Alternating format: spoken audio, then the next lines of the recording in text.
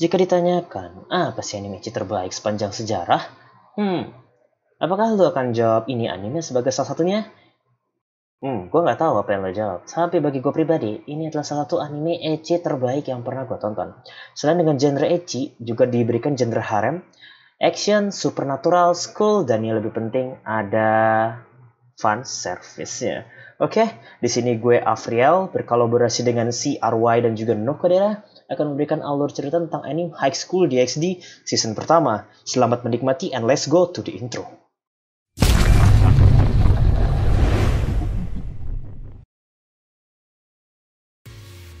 Anime ini menceritakan tentang seorang mesum dan juga dua orang temennya. Yang dimana dua orang temennya ini gue nggak peduli karena mereka cuman karakter pinggiran doang, bukan karakter utama. Ya, tokoh utama dalam anime ini bernama Hyodo Issei, seorang cowok yang mesum abis yang hobinya ngintip cewek dimanapun dia mampu gitu kan. Dan dia punya dua orang teman yang namanya kalau nggak salah siapa ya, Jainuddin sama Ucok, lalu lupakan aja ya. Mereka tuh tokoh nggak penting ya. Di cerita lanjutannya pun nggak ada juga. Mereka tuh cuma penghibur buat kau-kau yang mungkin dia adalah kau juga. Jadi kalau tanya siapa karakter gue banget, ya teman-teman Issei ini yang ada dua orang. Lantas, mereka yang hobinya tuh ngintip-ngintip melihat pemandangan ke arah ruang yang tua gitu kan. Ada sebuah gedung tua yang dimana tuh menjadi ruangan klub bagi seorang wanita tercantik di sekolah tersebut. Ya, di sini gue ingin memberitahu dia adalah seorang Rias Grey-Mori. Bagi yang nggak tahu, Rias Grey-Mori adalah heroin atau tokoh utama wanita dari anime ini. Acap kali ya. Jadi Rias Grey-Mori ini diidentikan dengan susu besar, rambut merah, opai gede, mune yang okikukunare, ukurannya gede, dan kalau nggak salah ukurannya itu 109, 55, dan 97. Kenapa gue inget, kenapa gue lengkap, dan selama 8 tahun ini gue inget, ya ini waifu gue bos, jadi wajar kalau gue inget. Lantas, karena ini Issei dan seluruh orang-orang sange, cuman bisa bilang, itu terlalu tinggi bro, nggak mungkin lu kesampaian deket sama tuh cewek, gitu kan.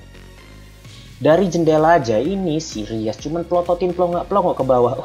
Kumpulan jomblo. Itu ada tuh yang kayak titiknya gede tuh. Karena Rias tuh menatap ke arah Issei gitu kan. Tapi situ mereka belum saling kenal. Alhasil Issei yang cuma bisa halusinasi aja supaya punya pacar cantiknya Rias Grey-Mori, akhirnya pun pelongok-pelongok di jalan gitu kan. Di jalan ketemu dia sama cewek yang rambutnya panjang, mirip sama Akeno tapi bukan Akeno. Serius lah, ini desainernya kok mirip-mirip ini kan. Animenya gimana lah bos, jangan dimirip-miripin lah. Masa Akeno sama kayak ini pacar Issei yang lonte. Nah gitu. Oke, di sebuah jembatan, di jembatan lah, ada cewek yang tiba-tiba menyatakan cintanya ke Issei. Anjir, mirip Oregai Rusen 3 gitu kan.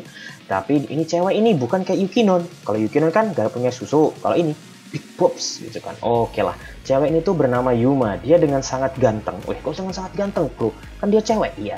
Dia dengan sangat cantik menembak Issei dan menginginkan Issei menjadi pacarnya. Tambah lagi kan, tambah ngaceng lagi nih Issei kan. Dia, diterima kan. Nggak ini cewek kan.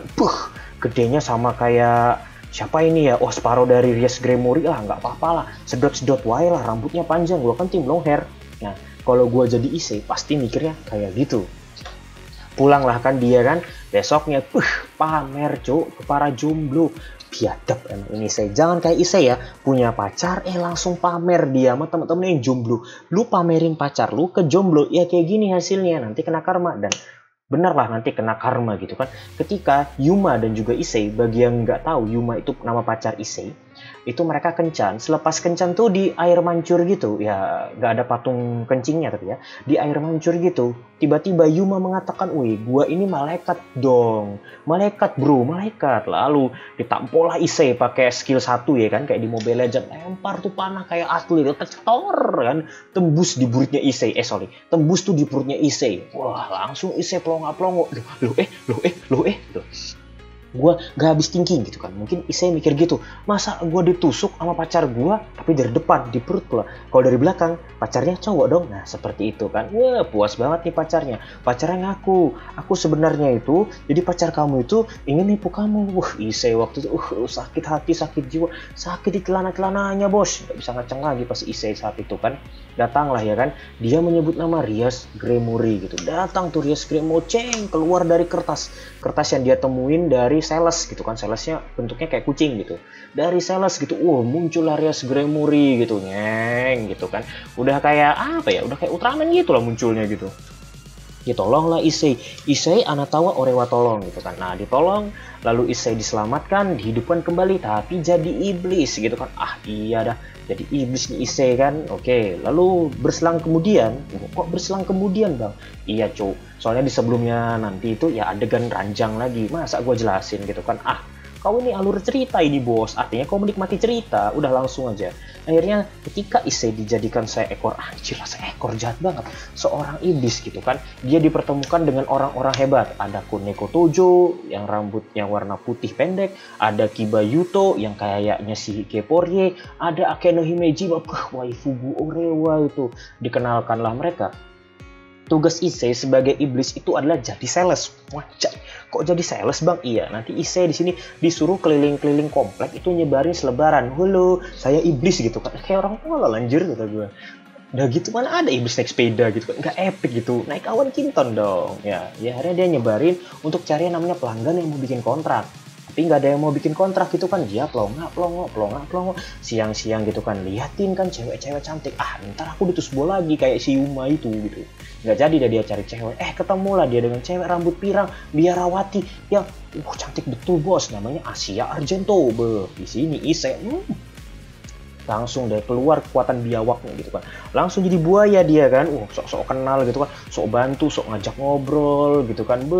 Gitu ini si Asia cuma minta tolong doang, simple katanya, diadakin ke gereja. Oke, diajak Issei lah ke gereja. Plong, sampai gereja, udah Issei balik. Apa yang masuk gereja, cocok? Issei kan iblis by the way gitu kan. Ternyata ketika si Issei ini nyari orang yang mau dapat kontrak dia kan, dia bingung nih, ini orang rumah nggak ada ya, apa Orewa maling aja gitu kali mikir Issei. Tok, assalamualaikum, nggak masuk gitu kan. Udah dia nggak ada yang ngejawab salam dia iblis bilang assalamualaikum gitu kan. Bingung dia, masuklah itu kan. Masuk, ternyata pelanggannya udah kena tusbul gitu kan oleh eksorsisme rambut putih, namanya siapa ya, Zelfred ya, lupa aku namanya lah, ntar gue tulis aja namanya, kita sebut aja eksorsisme yang hobinya ahegao ini kan. Udah dikoiting cuk sama ini eksorsisme gitu kan. Eksorsismnya nih, liatin lagi ada Issei. Wah anjay, jackpot nih. Ketemu lagi nih iblis kan, dikeluarinnya jurus, tembakan, mau jeder. Langsung kalah Issei. Cukup kali lah Issei ini lah. Pasti masih warrior, lawannya udah mitik gitu. Ternyata di saat yang sama ada Asia Argento di situ kan. Asia Argento tuh lihat, anjay, ada Mas Issei gitu. Wah ditolongnya gitu. Si Issei gini kan, wah heran kali ini si eksorsisme bingung gini kan. Asia Anatawa kan asisten gue, kok lu nolongin ini iblis gitu kan. Tapi ini iblis baik. Masya Allah Asia. Nggak gitu juga si Zephyr ini kan, si eksorsisme ini. Ketika si Issei itu mau ditampol, mau ditusbul sama eksorsisme, datanglah teman-teman kan. Kiba datang, Koneko datang, Rias datang, Akeno Himeji Masan juga datang. Akeno-san. Oke, langsung dari situ, langsung senang-senang mereka. Dibikin terusir ini, diterusir si eksorsisme ini kan. Eksorsisme ini sama Asia langsung cabut mereka. Ketemulah mereka keesokan harinya gitu. Si Issei ini bingung sambil latihan dia kan. Wah semoga stamina gue untuk papap lebih gede lagi besok hari kan. Ketemu dia sama Asia waktu lagi latihan gitu. Asia, kenapa Anatawa di sini gitu kan? Gini Mas Issei, gue lari, maukah lu ngadopsi gue gitu kan. Salah anime cowok, itu Higewo Suru. Iya gitu. Ternyata sambil mereka ngobrol-ngobrol, datanglah si Reno ya kan. Gue lupa juga namanya, kalau nggak salah namanya Reno itu siapa? Ya itu adalah pacarnya Issei, mantan pacar bos gitu ya, mantan pacar tapi ngibul, sebutannya apalah nggak ngerti gue. Kelihatan tuh si Reno ini anjir tuh nggak punya kain apa bajunya, harus kayak gitu banget ya. Nggak apa-apa lah, fab service. Nah gitu kan. Jadi di sini Issei tuh sok-sokan cuk melindungi Asia, tahu aja dia masih belum calibrating di Dota gitu. Sok-sokan udah ngelawan juara TI gitu. Dilemparnya kan tombak itu ke arah Issei, plong. Kalah langsung Issei-nya gitu kan. Tapi di situ Issei itu sok-sok jantan kayak Harem King pada umumnya. Asia, aku kan melindungimu. Nigero, larilah. Cukup kali kau ini. Si Issei ini suruh lari-lari, tahu aja itu musuhnya terbang gitu, udah kayak burung elang gitu kan. Ya kayak burung Issei kecil. Nah, lanjut lah gitu kan. Akhirnya pun Issei tumbang gitu. Asia ditangkep. Kenapa nih Asia ditangkep? Karena dia punya secret gear. Namanya tuh healing Twilight ya. Twilight healing.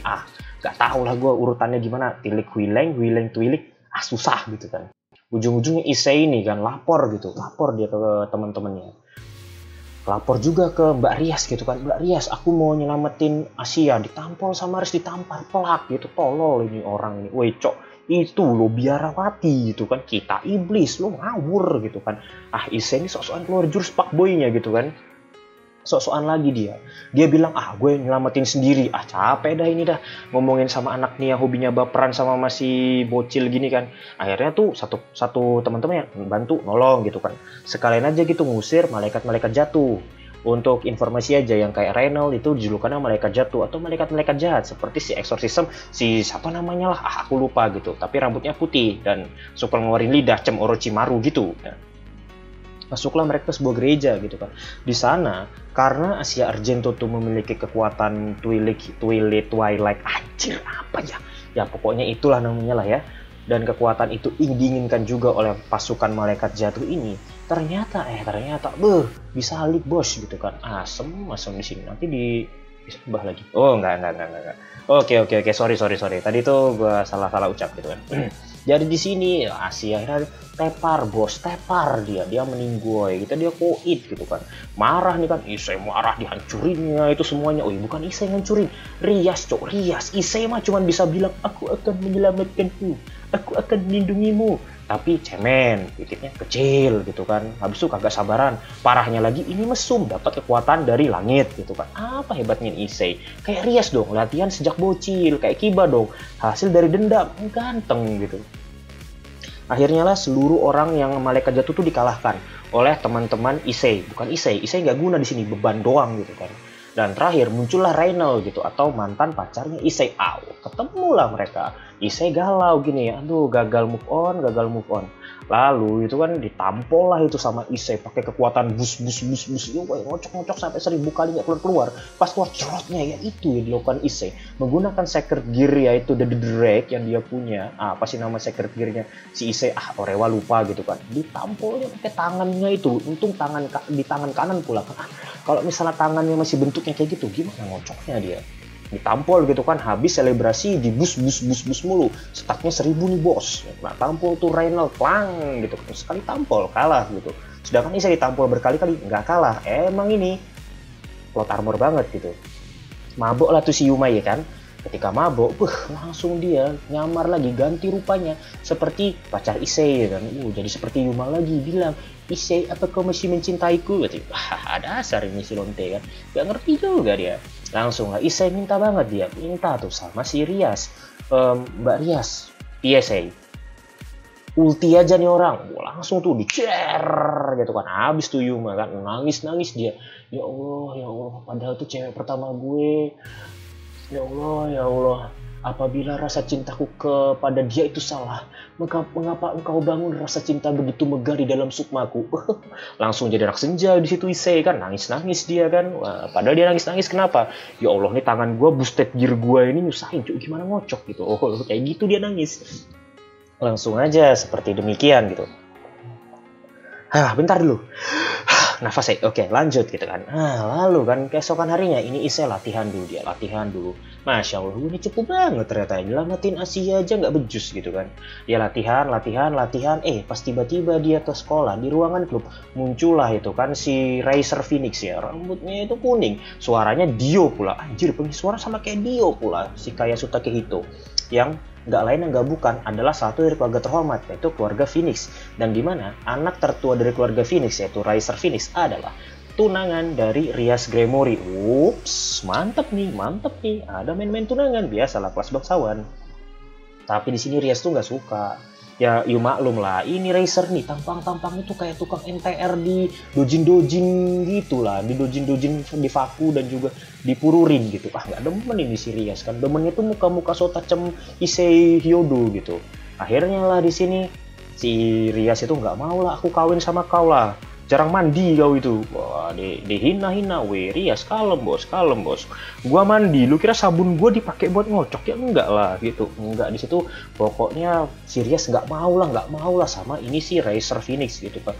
Datanglah gitu kan si Grevia atau petugas dari dunianya si Rias atau dunia iblis gitu, bilang, Jadi kalau Mbak Yurias ini nggak mau, kalau Kang Mas si Racer Phoenix gini aja, kita adain rating game aja. Bagi yang nggak tahu, rating game tuh mereka itu kayak adu tampol gitu kan, nampol-tampol, pukul-pukulan. Itu kalau yang menang ya dapat ini, yang kalah ya udah ya pasrah aja gitu. Oke lah ya, Ikuzo gitu kan. Tapi kan beda nih bos. Ini si Racer ini pasukannya gitu, cewek-cewek gitu kan. Ceweknya mantap. Waduh. Si Ise langsung ngirim, Masya Allah, impian gua ini bang, gua mau kayak lu bang. Si Racer bilang, weh, Cil, lu mau kayak gua Cil? Ya mau bang. Lu kalau mau kayak gua jadi iblis kelas atas Cil. Kau nanti punya gini selir wake. Situ Ise, menghormati banget tuh si Racer Phoenix itu kan. Ya semua laki-laki juga pengen gitu. Lanjut aja ke rating game. Tapi sebelum rating game, udah pasti mereka latihan. Di latihannya ini, mereka latihan tuh ke gunung-gunung gitu kan. Wah, padahal Rias Gremory udah punya gunung gitu. Tapi nggak apa-apa, tetaplah latihan mereka di pegunungan. Di sebuah villa milik keluarga Gremory. Di situ, yang latihan utamanya adalah satu, meningkatkan stamina Issei. Yang kedua, Asia Argento harus meningkatkan kekuatan healingnya supaya lebih jago. Wah, ini healer bos. Gak kayak anime sebelah. Bilang healing. Ya malah luka-luka lawannya itu. Malah musnah lawannya. Gak jelas, namanya healing. Jurusnya healing. Tapi lawannya malah modar. Anime apa tuh? Oke, lanjut. Karena itulah, kan latihannya itu sudah cukup sukses dan Issei juga merasa sudah semakin kuat. Issei malahan tuh mikir jurus baru gitu. Wah, ini gue kepikiran jurus baru nih kan. Habis itu dia megang nih namanya bawang gitu kan. Bawang kayak wibu kan bawang gitu. Ini bawang gitu kan. Tiba-tiba bawangnya itu terkupas bre gitu kan. Habis itu Issei mikir, kalau gue mikirnya itu yang kimochi, gue punya kekuatan nih untuk bikin cewek-cewek langsung bugil gitu. Oke, dapat jurus baru namanya dress break. Gak ngotak nama jurusnya. Ini jurus buat para cabul men doang gitu. Oke lah, kan kekuatan cabul mennya nih sudah beres gitu kan. Oke, langsung mereka hantam-hantaman gitu kan di rating game gitu. Diawasi oleh wasit, keluarga dari ketua OSIS, yaitu keluarganya Sona. Aku lupa lah nama keluarganya apa gitu. Oke, tampol-tampolan lah mereka di sana. Di sana itu ya kayak biasa lah ya, yang namanya Issei ini lemah, kalah sama sini pakai jurus curang, pakai dress break, musuhnya kalah karena malu. Ya udahlah, tampol-tampolan ceder. Akhirnya di ujung pertempuran mereka akhirnya tak kuasa lagi nih, timnya Rias ini nggak kuasa lagi gitu melawan kehebatan The Lord of Phoenix alias si Racer Phoenix ini kan. Lalu si Issei ini sok-sokan kayak jagoan, aku akan melindungi Mbak Rias gitu kan. Tapi dia tuh cupu gitu, dia lupa sama levelnya sendiri gitu. Dia itu masih warrior, lawannya udah mythic, mabok dia. Oke, di situ karena kegigihan si Issei, wah Rias nangis bre. Bangsatlah si Issei ini, cupu-cupu aja bos, gak usah dipaksain, kasihan waifu gue. Kalah, iya. Akhirnya keluarga Rias Gremory pun kalah gitu kan. Dan sesuai perjanjian, Racer Phoenix kawin sama Rias Gremory. Wah, sakit kali gitu. Swakit my friend, swakit. Dan di situ Issei ini nggak terima. Wah, bujang. Kalah gue. Mbak Rias bakal dikentot sama si Racer Phoenix, mukanya kayak Kang NTR. Wah, marah di situ. Marah banget lah. Dia bikin perjanjian tuh sama si Dedederek yang ada dalam tangannya yang biasanya pakai buat coli gitu kan. My friend gitu. Gua ingin ngalahin si Lord of Phoenix. Kira-kira caranya gimana? Jadi kuat lah bego. Enggak gini. Gini temanku Issei. Lu bisa nyumbangin tangan kau ini ke panti asuhan. Enggak lah, ke disabilitas lah. Ya kok kayak gitu sih? Enggak kayak gitu juga bujang. Jadi gini, tangan lu jadi tangan naga. Nah, nanti lu dapat kekuatan selama 10 detik untuk hancurin tuh bocil gitu, si Racer Phoenix gitu kan. Wah, boleh juga tuh. Ya udah gua serahin aja tangan gua. Tapi tangan gue masih utuh kan? Iya. Kenapa lu gitu? Gue belum pegang opai Barias, bos. Serahinlah tangan awak kau dulu untuk awak gitu. Oke. Jadi tangan naga gue kasih ke lu. Jadi lu bisa pegang opai Rias. Siap. Janji, deal gitu. Akhirnya dengan perjanjian itu, wah kayak biasa lah. Kayak sinetron. Lu tahu kan sinetron romance tengah pain kalau drama romance. Lu tau lah, orang nikahan lu ganggu, bangsat tenang ya kan. Lagi-lagi ini Issei juga, orang lagi nikah datang ini Issei kan. Langsung dia dengan PD-nya bilang, jangan kawin sama Mbak Rias, gua duluan kentot dia. Lu mukanya kayak tukang NTR Racer Phoenix, jangan kau. Itu gua dulu yang rasain. Jangan ini si Issei ini. Ini pula nih anak bocil ini kan, udah kemarin sok-sokan kayak pahlawan gitu, nangis gitu, bikin Mbak Rias nangis gitu kan. Kalau gue jadi racer, gue nggak akan dengerin kata-kata nih bujang gitu. Tapi di situ ada Serzek Lucifer, keren kali, Lucifer, iya, Raja Iblis alias kakak dari Rias Gremory. Dia bilang, weh asik ini, aku juga mau lihat ini, si Sekiryute alias si Dragon Red, naga merah ini, tarung sama si Phoenix Racer. Karena itu permintaan dari sang raja. Wah, ini Racer Phoenix mikir nih kan, anjay, padahal gue mau kawin, malam tinggal mentot, malah disuruh kayak gini dulu, alah gas lakui gitu. Akhirnya mereka tampol-tampolan nih. Mereka tampol-tampolan yang diizinkan langsung oleh Raja Iblis. Oke, asik nih kan. Raja Iblis jadi wasit di sini kan. Weh, tampangnya itu udah kayak tuh tukang-tukang om-om mesum juga nih Raja Iblisnya gitu. Alhasil mereka dikasih arena. Entah kenapa ada arenanya ini kayak kolosium rusak-rusak gitu. Emang gak pernah direnovasi gini. Pulinya bukan ya gitu dah ya. Dan disitulah mereka bertempur. Saya tuh sombong-sombong gitu, ngomong ke semua penonton gitu kan. Woi penonton, gue bisa ngalahin ini Racer 10 detik aja, 10 detik kan. Gue mikirnya gitu kan pas nonton 10 detik kan. Ntar kayak Ice Shield lagi. Bilangnya waktu tinggal 2 detik, tapi 2 detiknya 2 episode gue nonton. Alhasil seperti itulah gitu kan. Bilangnya 10 detik, tapi gue 15 menit nontonnya. Wah, biawak. Emang stopwatch gue rusak di situ. Ternyata ini Issei licik bos. Dia ternyata bawa air suci, minta sama Asia. Asia, ya aku kan mau mantap-mantap sama Mbak Rias gitu kan. Boleh nggak aku minta air suci kamu gitu kan? Air pipis ya mas, bukan lah bujang. Ya bukan. Ya udah dikasihlah air suci itu kepada si Issei ini kan. Dia pakai untuk bertarung sama Racer Phoenix. Wah curang kali kata gue kan. Udah dia itu dikasih pot armor, ngecit pula nih bocil gitu kan. Akhirnya Racer Phoenix pun KO karena tubuhnya terbakar kena cipratan air suci. Di situ dia sudah kepanasan, nggak bisa apa-apa lagi. Sama Issei tinggal tampol. Wah curang, biawak kata gue. Ini curang bos, ini biawak namanya bos gitu. Tapi oke lah ya. Di situ tumbang Issei. Wah habisan waktu lah 10 detik. Jancok emang. Enggak 10 detik nih bos, 15 menit. Jatuh dia dari langit kan. Tiba-tiba keluar tuh sayapnya si Rias Gremory, celing terbang ke langit nyelamatin Issei gitu. Wah enak kali gitu kan, diselamatin dipeluknya kan Issei. Kata Rias Gremory, andai aku di posisi itu enak banget pasti. Lalu dengan segala kegagahannya Issei itu bilang, Mbak Rias aku berhasil menyelamatkan kamu kan, aku bukan lemah lagi kan. Weh, Mbak Rias itu udah kena baper, dia kena mental, langsung dicipoknya lah si Issei itu di langit bos. Romantis bingit dah, enak gitu kan. Oke, lalu ceritanya pun habis sampai situ untuk season pertamanya gitu kan. Wanjay. Jadi endingnya ditutup itu dengan cipokan antara Issei dan juga Rias Gremory. Dan akhirnya apa yang terjadi? Yups, Rias jatuh cinta terhadap Issei dan lapun pindah-pindah gitu. Si Issei akhirnya Rias dan juga Asia itu nanti tinggal serumah gitu kan. Dan rumahnya direnovasi jadi lebih gede lagi. Wah, tenan ini si Issei ini hidupnya gitu ya. Oke, jadi ceritanya berakhir sampai di situ. Itu tuh. Dan semoga teman-teman suka dengan alur cerita kali ini. Mau gimana pun dengan apa ya, mungkin banyak fail-fail ya, tapi sikatan ya. Namanya juga orang gitu kan. Oke, itu sekian dari gue. Dan sampai ketemu di alur cerita anime yang lain. Gue Afriel selaku vokal, and see you next time. Capek awal ngomong boy.